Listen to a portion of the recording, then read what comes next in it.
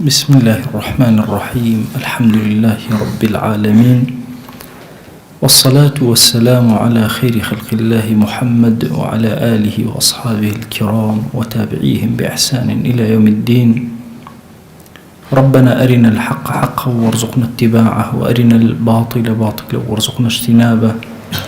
ربنا آتنا في الدنيا حسنة وفي الآخرة حسنة وقنا عذاب النار. بەڕێزان و خۆشەویستانم، لە خزمەت زنجیرە بابەتی ئومەویەکان دەوڵەتێک بۆ خزمەتی ئیسلام ژیان بەسەر ئەبێن. دیارە گەیشتوێتە حەیاتی عەبدولمەلیکی کوڕی مەڕوان کە عەبدولمەلیک لە دوای مەڕوانی کوڕی حەکەم یەتە پێشەوە لە کاروباری ئومەویەکانە و محاولەیەکی زۆر گەورە بۆ تەواو کۆنتڕۆڵکردنی شام و هێرشکردن بۆ سەر عێراق باسیەوەمان کرد کە لە جەنگ لەگەڵ موختاری ثەقەفیە جۆرێک لە جۆرەکان شکستی هێنا و عوبەیدڵای کوڕی زیاد کوژرا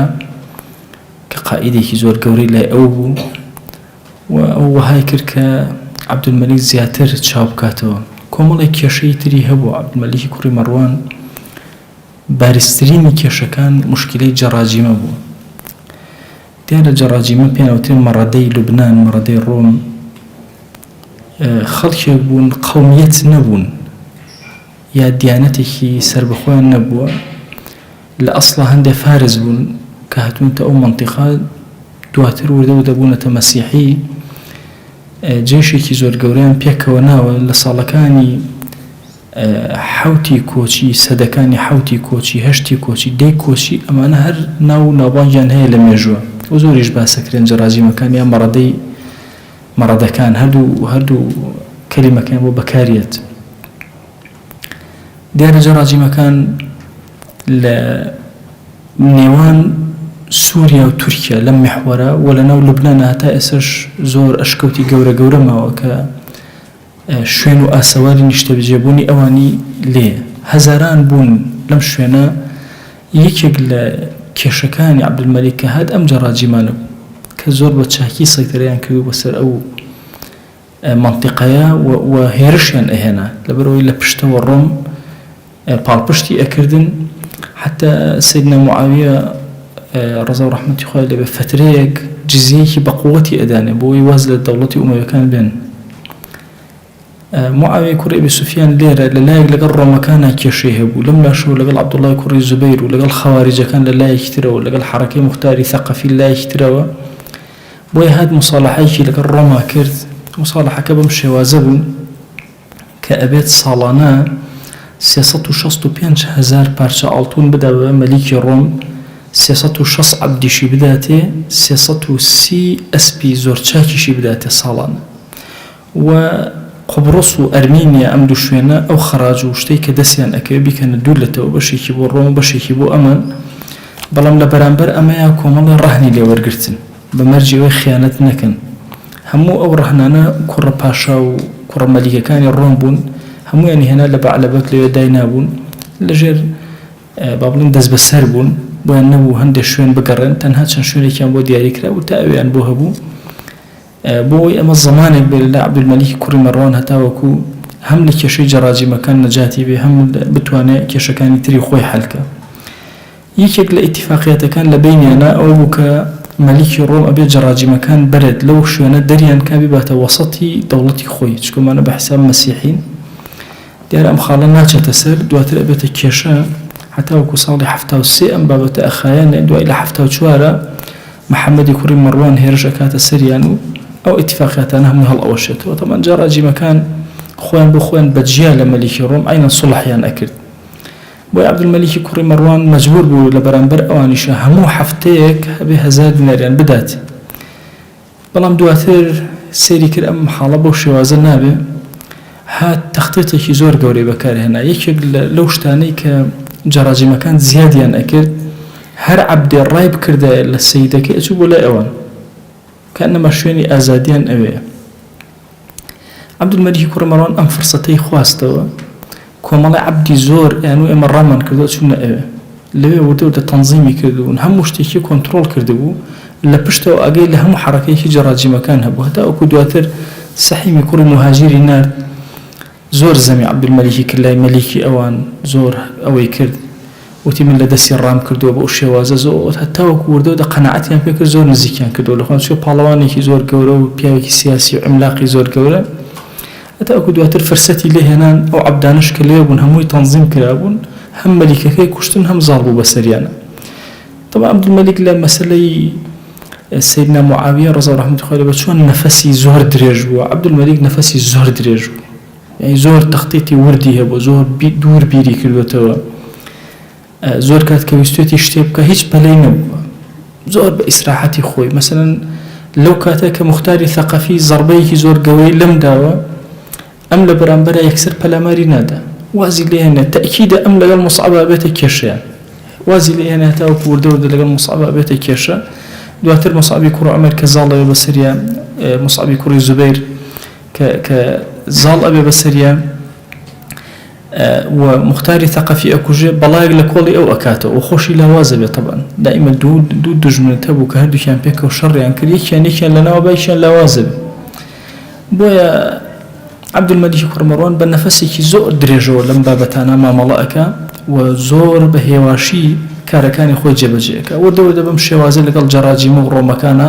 حتى أوكاتي فرصد هناك شركاته لقال رو مكانا أم بابتي صلحة جبجيك طبعا بابتي داني جزية بكافر إما لما يجي إسلامي أم حالة من زورة لفقه سياسي شرعي أم بابت زورة هندي فكر لم أخيرا وهاتبون كمسلمان دسي كرب الجهاد لقال همو جهانا بكا وبلامر واشتواني لهمو يجي إسلامي هميشه حتى لزمني في غمرة صلى الله عليه وآله وسلم هندي لكافران كما ملايين لقلا كرا ولا بروي صلح أهل صلح بون بصلح ما ملايين لقلا كرا وهندي كيش بالجنگ وجهاد بويا دي قد بدا الليرة أم حالتت بودرك بويا إمام ماوردي للسياسة الشرعية كافر مجاري وهي حاكمي مسلمان ليك كاتا جزية ورقري لهندي كافر جزية ورقري بهندي كافر جزية أدا بويا لشر أمانة بدور بظالبة بسر أوانا بويا زمن كات إيش كردن أمانة همي تأثيراتي خوي هي لبابتي ويكتشون ما ملا أكري لقل مسألة أو فتناني كالربروي دولتي مسلمان أبنوتش وابزاني مثلا خلقي مسلمان للسياسة الشرعي بدورة يعني همو كاتك لقل همو كاسيك أبي الرقبة بوشوازني بويا أو حركة وتياراتاني كدروزة ونزور تند يعني جنگ كردن لقال همو جهانا وبوشي وازا حركاتي كي غلطة فكرك إسلامية فكرك خوارجية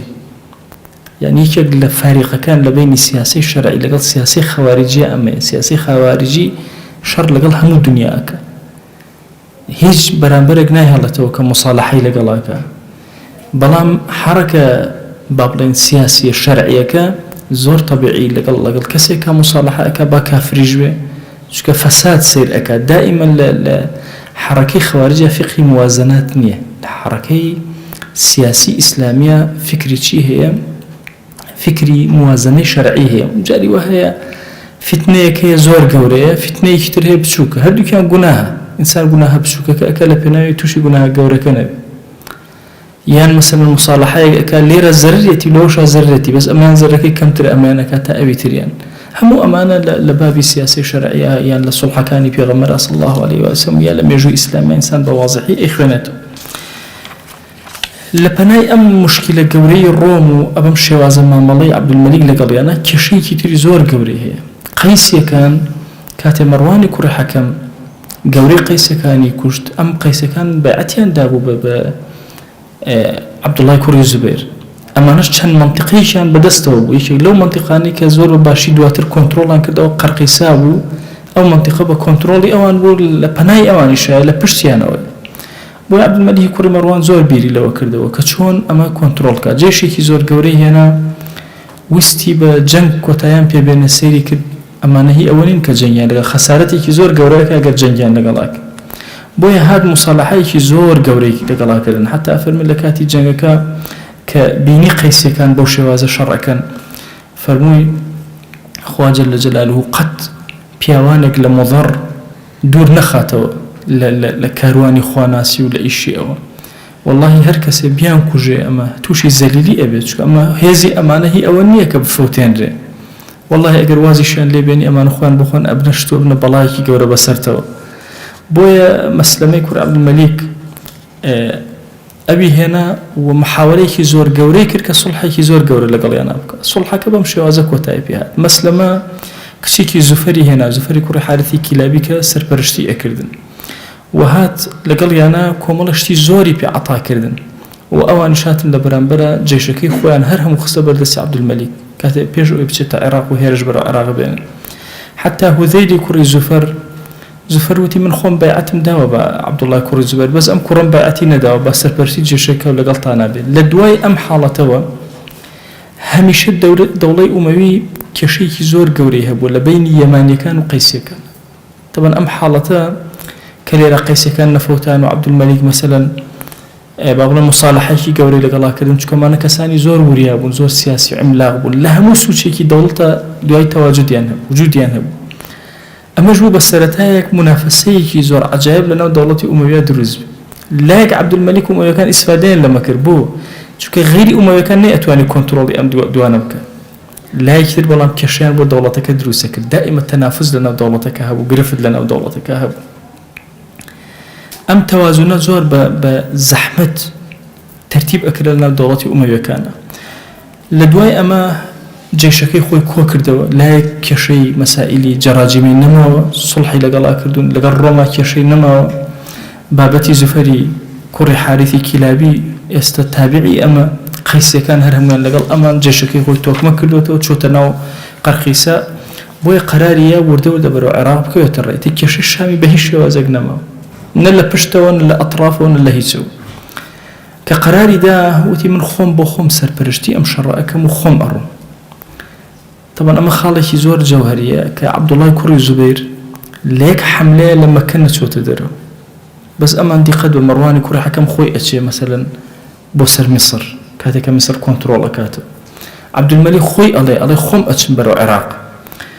کە وتیان بۆچی محاوەرەکە کەسێکی تر بنێریت و گەورەی موسڵمانانی تو با تۆ ئێرە بەجێنێ ئەڵێ فەرموون نا فیتنەکانی ئێرە هەموو کوژانەوە ئەمری کوڕی سەعیدە کێشەی نەماوە کوژراوە ئەمە زوفەرە هاتووە لەگەڵما کێشەی نێ کوڕەکەی لەژێر دەستی منایە ئەمە مەسائیلی مەسەلەن ڕۆمیەکانی کێشەم نەماوە لەبەرە خۆم سەرپەرشتی ئەم شەڕە ئەکەم والله ئەم شەڕە بە کەسێک ناکرێ ئیلا کەسێکی قوڕەیشی نەبێ کەسێکی قوڕەشی بێ کە خاوەنی ڕەئی و شەجاعەت بێ هەردووکیان اینجا ڕووی تێکردن وتی والله لە جەنگە زۆر شارەزام و شەجاعەتیش ئەگەر پێویستم پێ بوو اینجا ئەزانم من کێم بەڵام موسعەبی کوڕی زوبەیر کاتێکە لە عێراق و سەرپەرشتی عێراقەکە برای عەبدوڵڵای کوڕی زوبەیر وتی پیاوێکی زۆر ئازا و شەجیع ڕەفیقی مناڵی خۆمە بەڵام ئوموری حەرب نازان بۆیە تەنها بێ خۆم بڕۆم بزانم چی ئەکەم و چۆنەکەم زۆر کەس هەبوون لەوانەی کە مخالەفەیان ئەکردیان و هەرچۆنە بێ مەکە خۆت مەڕۆوتی ئەوانەی کە لەگەڵ منان زۆر ناسەحن لەگەڵما کەس پشتم تێناکە بەس ئەوانەی لەگەڵ موسعەبان هەر هەمووان مخالەفەیان هەیە هەریان کەمویان کێشەیان هەیە لەگەڵ موسعەب بۆیە خۆم ئەچم عیلاجی ئەو کێشەیەکە کاتێککە تەمان خێزانی عەبدولمەلیکی کوڕی مەڕوان کچی یەزیدی کوڕی موعاویە عاتیکە خوا حافیزی لە عاتیکە کرد و وردەوە بەڕێکەوت بەرەو عێراق لە شوێنێک بەناوی مەسکەن لەوێ لایدا دیارە گفتوگۆیەکی زۆر توڵ و تەفسیل هەیە لە بینی عاتیکە و عەبدولمەلیک کوڕی مەڕوانە هەتا عاتیکە پێی باش نییە کە بڕوە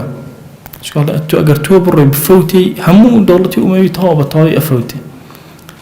بەڵام هەر لەسەر قسەی خۆی سوورە ئەڵێ ئەبێ ئەم جەنگە خۆم بچمە ئەوێ موسعەبی کوڕی عومەیر موسعەبی کوڕی زوبەیریش ئەچێتە باجیمڕا لەوێ لا ئەدا کاتێک کە عەبدولمەلیکی کوڕی مەڕوان نیەتە ئێرە تەسەوور کەن ئەهلی عێراق ئەم صفەتە یعنی زۆر خەتەریان هەبووە هەمیشە حەزیان بە گۆڕانکاری هەبوو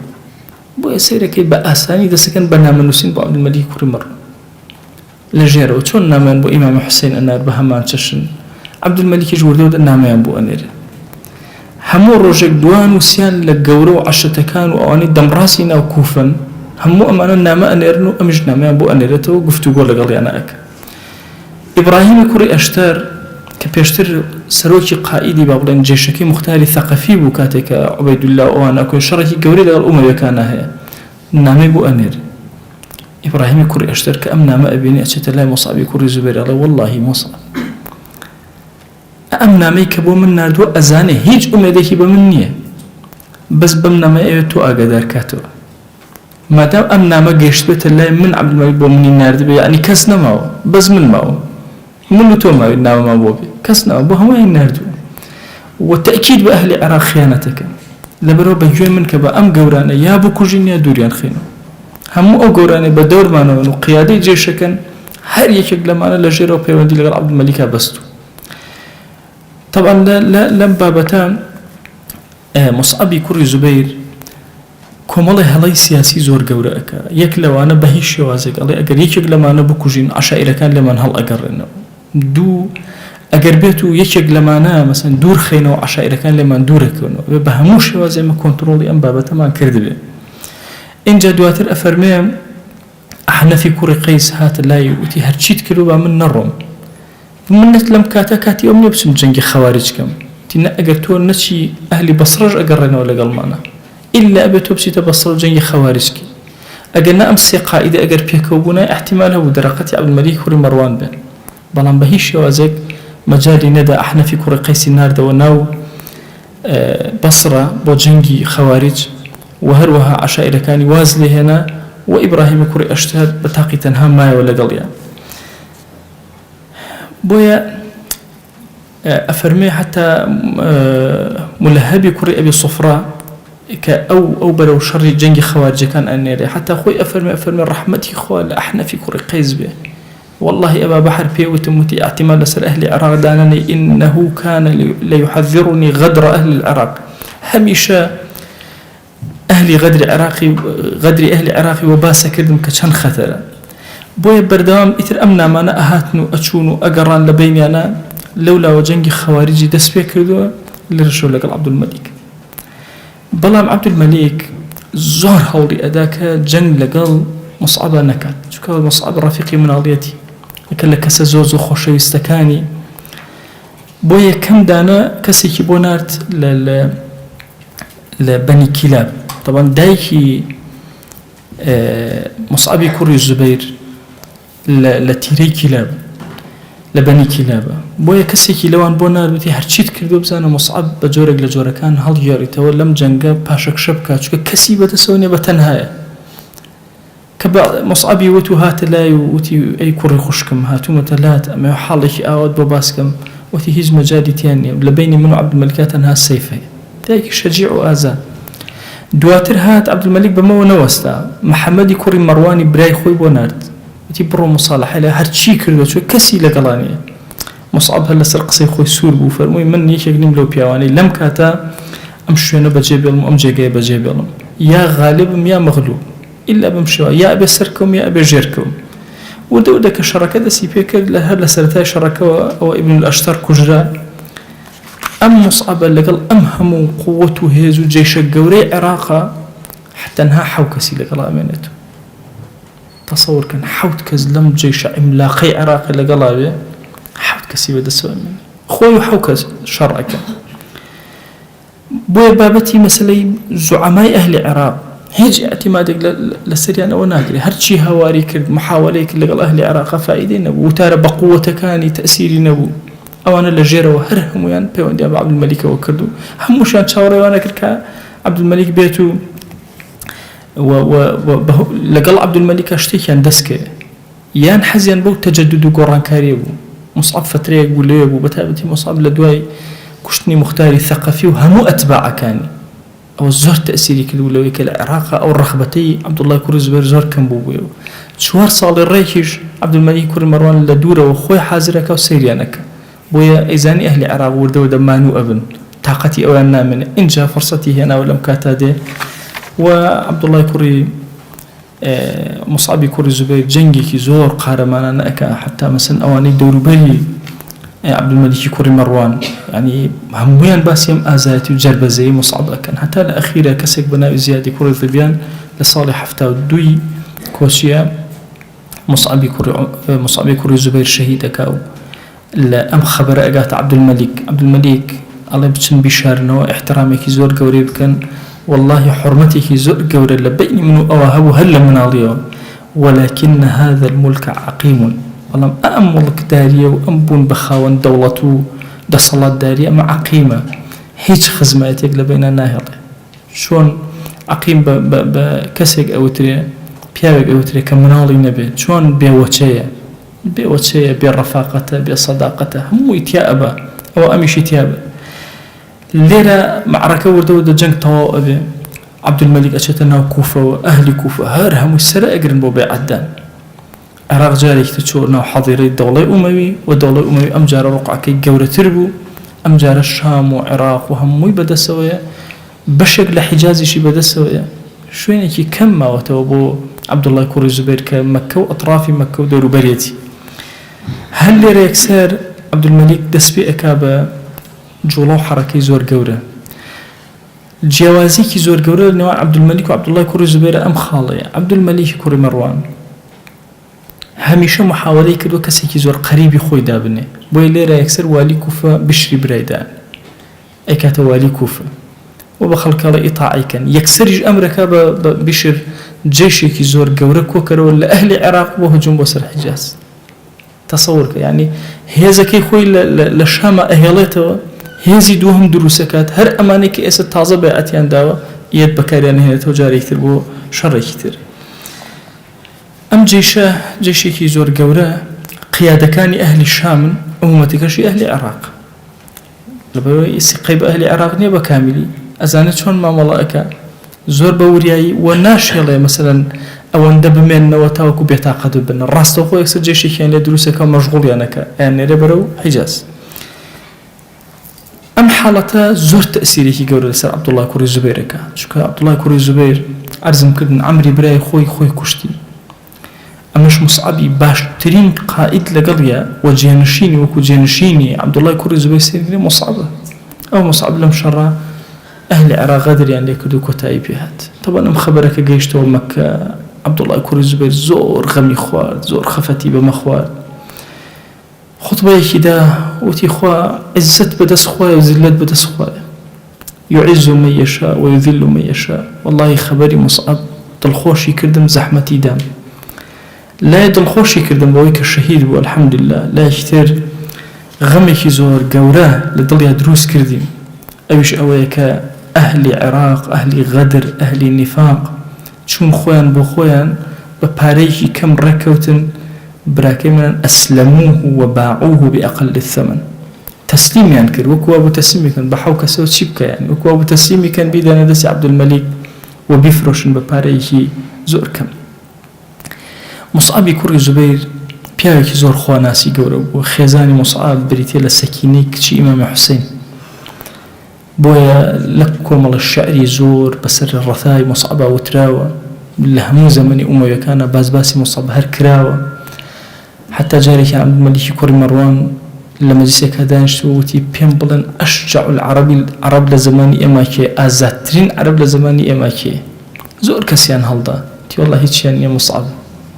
لە هەموو کەسێک ئازاتر هاتوۆتە پێش چاوم، لە گەنجیە، لە دواترا کە بینیومە، لە جەنگەکانیە کەسی وەکو ئەم نەبینیوە شەجیع و ئازا. پیاوێکی زۆر طبعا ئەمە هەموو پەروەردەی ناو مەدینەن، هەموویان پێکەوە لە عومرێکان پەروەردە بوون، هەموویان پێکەوە ئەمانە قائیدی زۆر گەورە. بەڵام ئەمە قەدەرێکە هاتوۆتە پێشەوە بۆ سەر ئومەتی ئیسلامی، ئەمەم شێوازە تەئاکول و یەکتر خواردنە هەیە لە پێناوی مانەوەی سوڵتەیەکە و بوونی سوڵتەیەکی تەواو بەهێز بەسەر موسڵمانان. عەبدولمەلیکی کوڕی مەڕوان هەتا ئێستا لە تەوری دووەمایە ئێمە باسیەکەین. تەوری خواناسیەکەیمان باس کرد پێش ئەوەی ببێتە ئەمیر، ئێستا لە تەوری ئەمیرە، تەوری دوای ئەوەش تەوری خلافەتی هێشتا ماوە. بزانین لە عێراق چی ئەکا و چۆن زاڵ ئەبێ بەسەر عەبدوڵڵای کوڕی زوبەیر و تەواوی جیهانی ئیسلامی خاتەوە ژێر چنگی خۆی، چونکە دوو گرفتی زۆر گەورەی هێشتا لە بەردەما ماوە. گرفتی یەکەمیان بریتێ لە عەبدوڵڵای کوڕی زوبەیر کە وەکو خەلیفەی موسڵمانان خۆی ناساند و ئەمیر المؤمنینە. دوو گرفتی دوم گرفتی خەواریجەکانە کە زۆر بەهێز بوون لە زەمەنی ئومەویەکانە. بزانین چۆن معالەجەی ئەمانە ئەکا و چی ئەکا و سیاسەتی چۆنە و چۆن هەنگاوەکان ئەنێ. داوا ئەکەین لە زاتی پاشی پەروەردگار ڕەحمەت و بەجێی خۆی بەسەرمانە ببارێنە، دەرگاکانی خێر بەسەرمانە بکاتەوە، خوای لێت ئەپاڕێنەوە، لێت ئەلاڵێنەوە بە ڕەحمەتی خۆت و کەڕەمی خۆت. یا ئیلاهی هەرچی گوناهێ کردومانە بە ئاشکرا و پەنهان عەفومان کە، تو گەورەی خۆت خوای دڵمان پاک کەرەوە إلهی خەتەرێ گوناهەکان لە دڵمانە مەهێڵە یا رب العالمین یا ربی خوای گوناه لە پێش چاومان ناشیرین کە تاعەت و دینداری لە پێش چاومان شیرین کە إلهی هاوار بۆ لای تۆ ئەهێنین ڕەحمەتی خۆت بەسەرمانە ببارێنە بەخوا پەروەردگارە دڵەکانمان لە نێوان پەنجەکانی تۆیە یا ئیلاهی داوات لێ ئەکەین بە ڕەحمەتی خۆت و بەزەی خۆت دڵەکانمان ثابت کە لەسەر دینداری لەسەر خواناسی لەسەر تاعەت لەسەر عەبدایەتی لەسەر نزیکی لە تۆ گەورەی خۆت خوایە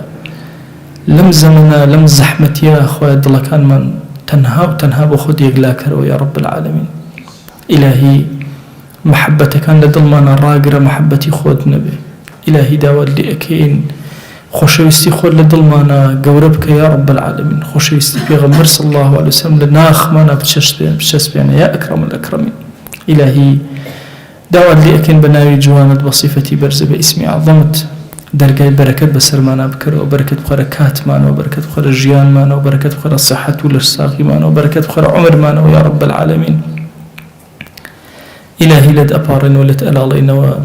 بكرمي خوت وبرحمتي خوت وبزي خوت درجة كان خير بس العالم إسلامي أبكروا إلهي أمشر مالكا ولا عالم إسلامي دور خروا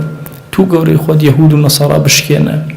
إلهي أجريك زور جوري شريا كذوته تنها تو أتواني بكوجينيتو يا إلهي أجرك بكوجينا روا يا إلهي شرب خرنا ماضي خوان اختلاف خرنا ماضي خوان مصيبة خرنا ماضي خوان إلهي مسلمانان الرشورود كردوا منال وآفرة بيجان بضعيف لاوازكان زور لكشتين يا إلهي داوال لي أكين برحمتي خود فتنيك زور قولين لنا أمتي إسلامية درس كردوا خواء خود بخود فتنة يهود ونصارى ومجوس من لي بكو جنروا يا رب العالمين يا إلهي داوال لي أكين رحمة مسلمانان غزبك أم حصارة تندل سريان لا يا رب العالمين تخود رزقي حلاليان بدا يا أكرم الأكرمين إلهي داوات لي أكن برحمتي خود نصرتي كان بدري وعزتي وأمتي إسلامي بجروا يا رب العالمين پروردگارا حتى أم عمر جيشتين يا إلهي هرزلة وضعف مسلمانا من بيني تو قوري خود همتي مسلمانا برستر كروا يا رب العالمين همتك من بدري يا أكرم الأكرمين عزتي كي زور قوري من بدري يا رب العالمين لم نهامتي وجد دستي رزقار منك يا أكرم الأكرمين إلهي صلاوي ضلي إيما بقينا بيغمبر صلى الله عليه وسلم يك نام لخزمتي أبينا يا أكرم الأكرمين تو قوري خود ضل من آرامك روح من أسودك مالكان من آرامك يا رب العالمين أمولات من آرامك يا أكرم الأكرمين لفتنا مصيبتك من بارز يا رب العالمين آمين آمين والحمد لله رب العالمين وصلى الله على سيدنا محمد وعلى آله وصحبه وسلم تسليما كثيرا أبدا إلى يوم الدين خواهي قول لقناهي من الشيء أجبوري وخالي من قبولك يا رب